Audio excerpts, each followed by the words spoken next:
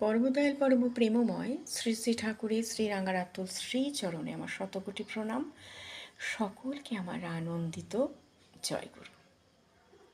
আমরা প্রত্যেকেই জানি ঠাকুরের দীক্ষা নেবার পরে আমাদের নামে অভ্যাস করতে হয়।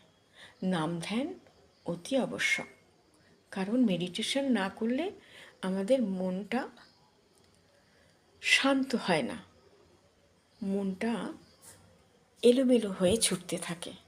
তাই মনকে শান্ত করতে গেলে মেডিটেশন দরকার আমাদের প্রত্যেকের।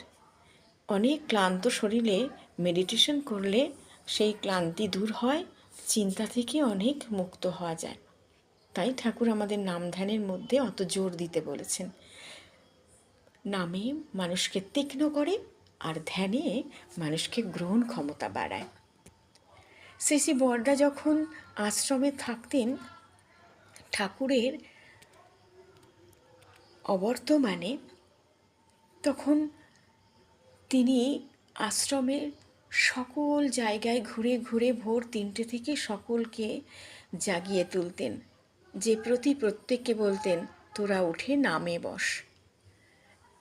তাই নামটা আমাদের কত দরকার এ জীবনে। নামে ঠিক আমাদের কিন্তু মন বসে না। তাই নাম করতে গেলে নানা আবর্জনা, নানান কথা, নানান চিন্তার মধ্যে, যেগুলোকে আমরা কিছুতেই সম্ভবে আনতে পারবো না, সেই অসম্ভব ব্যাপারগুলো আমাদের মাথার মধ্যে ঘুরতে থাকে। তাই যেমন গঙ্গায় যখন জোয়ার আসে, কত নোংরা আবর্জনা ভেসে যায়, পচা মরা। কিন্তু জলটা যখন পরিপূর্ণ হয় জোয়ার, তখন কিন্তু জলটা স্বচ্ছ, পবিত্র, কাঁচের মতন হয়। ঠিক আমাদের মনের মস্তিষ্কটাও তাই। আমাদের মাথায় অনেক চিন্তা ভাবনা আবর্জনা আসে, কিন্তু নামের মধ্যে ওই প্র্যাকটিস করতে করতে, অভ্যাসে চরিত্রগত করতে পারলেই আমরা কিন্তু সেই শ্রীবিগ্রহের মূর্তিটা আমাদের আজ্ঞাচক্রে আনতে পারবো, আর নামে আমাদের মন বসবে।